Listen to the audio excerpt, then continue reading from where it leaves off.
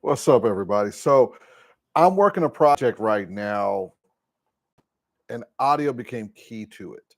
A lot of people who do post-production work or event work try to get better audio, but they have problems. A lot of it comes with getting a good sound take from your mixer board.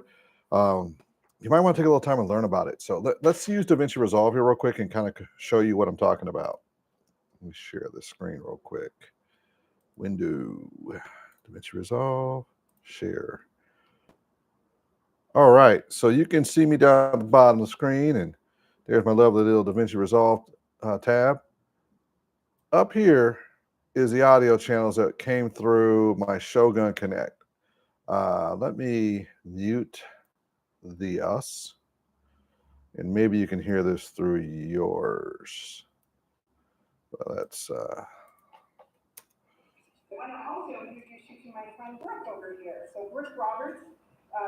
A lot of times people will try to clean this audio up. And it just doesn't sound great, but that's what they try to clean up. Or what they'll try to do is get creative and clean this up. And they call that event audio, which is fine.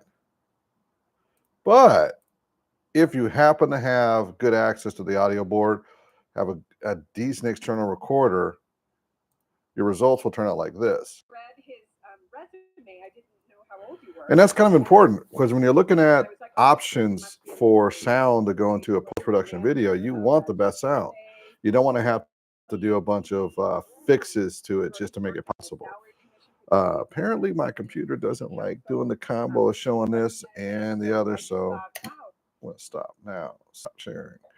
Why I bring this up is because we have a lot of people who are doing post-production videos. They want to sound really good. They want it to, shotgun microphone should fix the problem. This should fix the problem. No, it just doesn't. In a live environment, if you can get your hands on the audio from the microphone, it's going through the mixer. It's very important. The key thing to this is telling the audio engineer you need a clean, pre-equalized bus. That's important because what happens a lot of times is they will just make you a matrix, and that matrix will have every equalization that's been done, and it will mess up the audio down the road. This audio here that I've got in this particular track has no equalization on it from the board. It was put into an F8N Pro, recorded all the way through 32-bit float. I started at -20 to -10, so I had a lot of clean headroom to work with. All those factors allowed me to take audio from that board, just throw it in a timeline, and it was 95% done. Now, if I want to spend the time to EQ track for track, like as we're speaking, I can do that. So for an example, if I go over here to Fairlight and I scroll down here, hold on a second, let me share that with you real quick.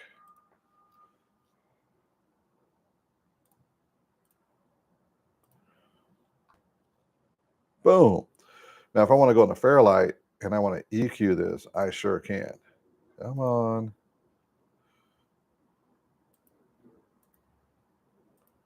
Here's the EQ section. Make sure.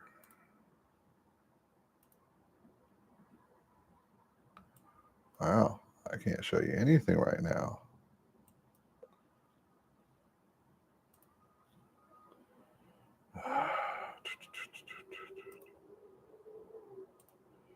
That's weird.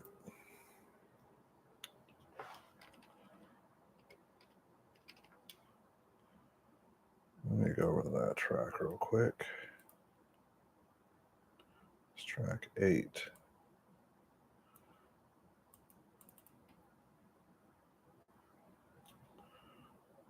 Oh, come on. I'm trying to show you this one. This is not something I normally do. I don't just show this stuff off when I'm editing. So let's just go into the track itself. Spectre. So if I want to EQ the track itself, there's another way to do it, but I'll just go this way. If I want to EQ the track, I sure can. One of the things I probably would do is first band, put a low pass on it.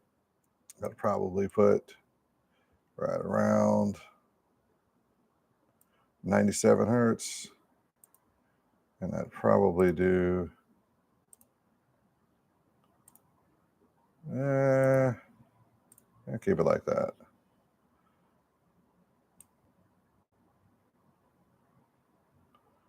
Yeah, right about there. And that's probably the only thing I'd really do, because that gets rid of a lot of echo in the room. It makes a big difference. But anyway, I like to do the whole track, not just one piece of one clip. But that's something you can do. You can just control the bands. You can EQ it any way you want to do it. You can change the voice. You can do isolation. You can do pitch and tone control. These are all the things you can do in post-production on these. And there's actually a whole lot more, but for some reason, it's not letting me see the rest of the features. I have no idea. That makes no sense. There we go. Thank you. So I could actually go up here and really get into the sound design of it. What's really nice is I can do a voiceover point right here. I can voice over it. I can do voice isolation. I can do dialogue levels. I can also determine if I'm going to do FX, effects, whatever first. I did some noise reduction on it. That was needed. I did do a little bit of dynamics on it. Dynamics is kind of important. You definitely want to do those. It's not showing the dynamics here, so whatever. Let's see what I put on dynamics.